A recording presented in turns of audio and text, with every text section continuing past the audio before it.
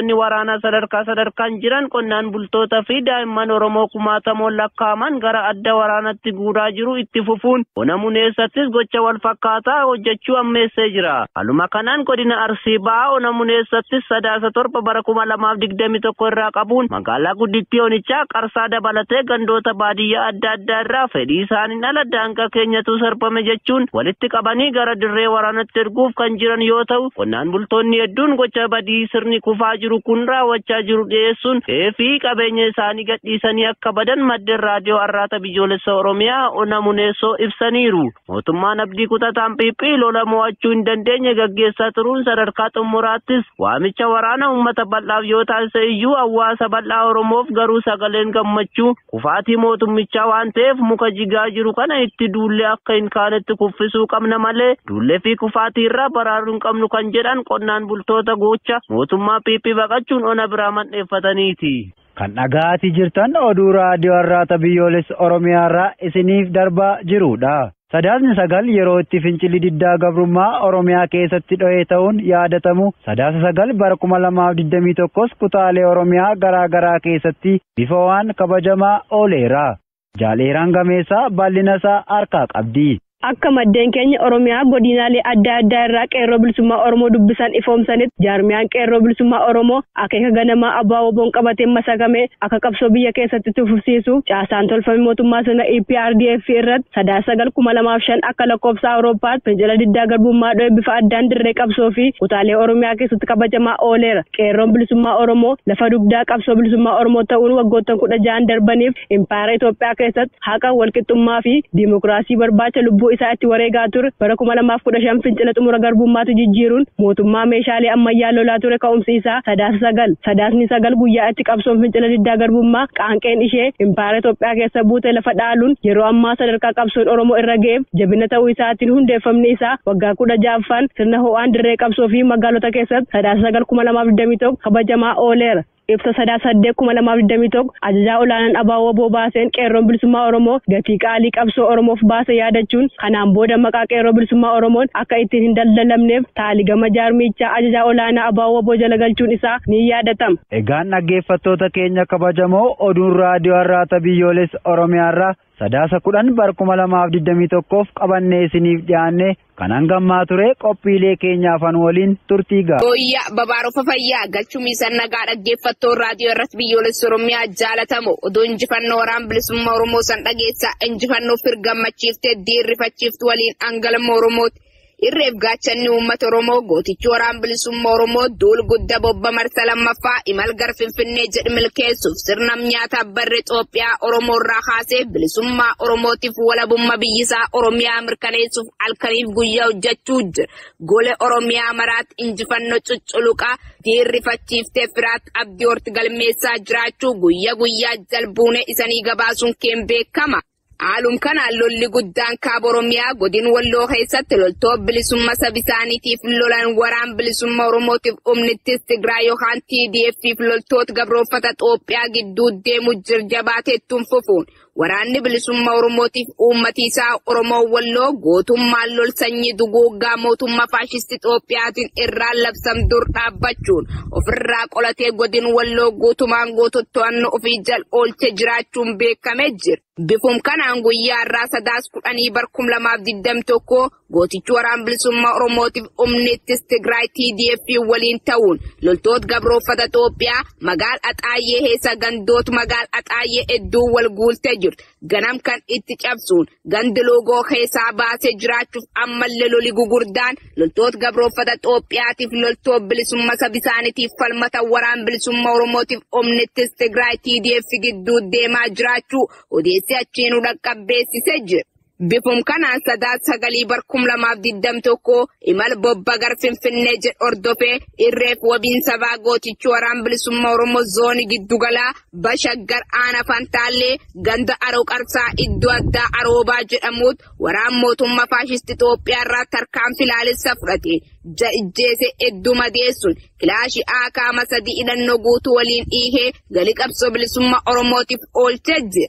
Bifum wal fakkaatuun abdiin Oromoof Oromiyaa gootichi waraan bilisummaa Oromoo zoonii kibbaa gaaf 8/2021 qarqar magaal gudditti godin Gujibaa Nageelle Booranaa iddoo addaa Marsha jedhamutti tarkaanfii laalessa loltoota mootummaa faashistii Itoophiyaa irraa fudhateen abdii kutattoota ilmaan biyyee 15 battalumaatti ijjeese jamadoo dandammii hin qabneen adabuun haan gargar facaase haga dafti darsiisii arcaasaa gar magaal walakkaa baqattee jiraachuulleen beekame jira. Bifum wal fakkaatuun abdii fontee sabaa gootichi waraan bilisummaa Oromoo zoonii kibbaa tarkaanfii laalessa isaa imal gar Finfinnee jabeessettuun fufuu guyyaa har'aa Cibraan Odaa Doolaa godin Gujibaa aana Goorodoolatiif aana Waadaraa gidduu gandi Sohora Dirribaa iddoo addaa Biiqafooraa jedhamutti loltoota gabroonfata Itoophiyaa waliin lol jajjaba geggeessaa oolin loltoota gabroonfata mootummaa faashistii Itoophiyaa 10 kaabinee aanaa tokko waliin battalumaa yojjees 8 ammoo madoo dandammii hin qabneen adabee jira. Kanneen madaan keessatti bulchiinsaaf nageenyi godin Gujibaa Walde Dhugoo jedhamu akka madaa'ee du'aaf jireen gidduu jiraachuulleen beekamee jira.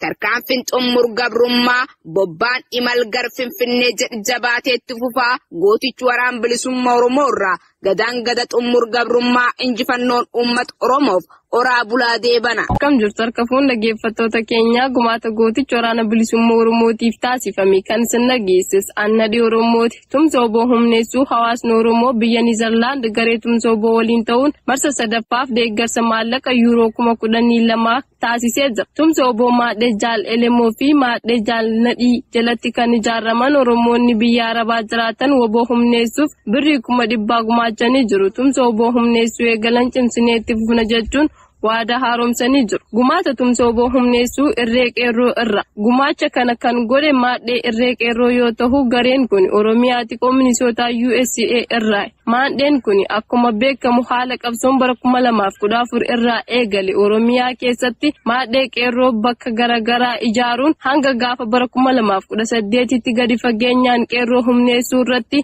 gahee guddaa taphataa kan ture. Haaluma kanaan gareen kun eegaa Amaarri masaraa kiiloo 4 maadheeffatee uummata Oromoo irratti roorroo labsateen booda ammallee irra deebi'uudhaan eegaa waadaa seenan booda qeerroo jechuun woboo jedhu haala haaraan woboo maddii dhaabbachuuf waadaa galaniiru. Irree qeerroo Minisoota battaluma waadaa haaromsetti ji'a muraasaan dura gara caasaatiin qarshii USA 1,500 yookaan birrii 80,000 woboof yoo gumaachu ammas irra deebi'uudhaan qabsaa'een tinnisuun doolaara Ameerikaa 7,000 yookaan birrii Itoophiyaa 434 gumaachee jira. Dhumarratti Maadheen kun hanga qabsoon kun galma ga'utti woboo maddii dhaabbachuun dirqama Oromummaati. Tumsa keenya dachaan ni baana jechuun waadaa isaanii haaromsanii jiru. Sabboonaan Oromoo murtii Oromoo godina Arsii magaalaa Nageellee irraa dirqama Oromummaaf yeroon irraa eegdu bahuun imala xumura gabrummaa gara Finfinneetti jedhutti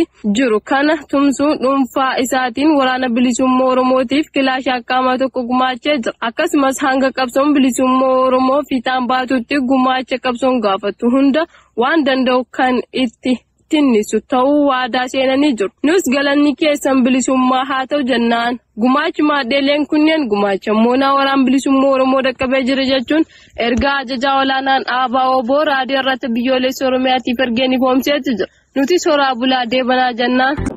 Oromtitti jiraattuu ba'aa Oromiyaa godina Harargee ba'aa gaara bullataa ona baddannoo haala mootummaan kun tooftaa barcuma hooggansa ofii dheereffachuuf tooftaalee garaagaraan burjaajii uummata keessatti uumaa jiru wajjin wal qabatee dhiyeenyaatti hiriira deeggarsaa jechuun goleelee Oromiyaa guutuu keessatti adeemaa jiruu fi wantoota tokko kan isin biratti argamu wajjin wal qabatee haalli isin bira jiru mee maal fakkaata?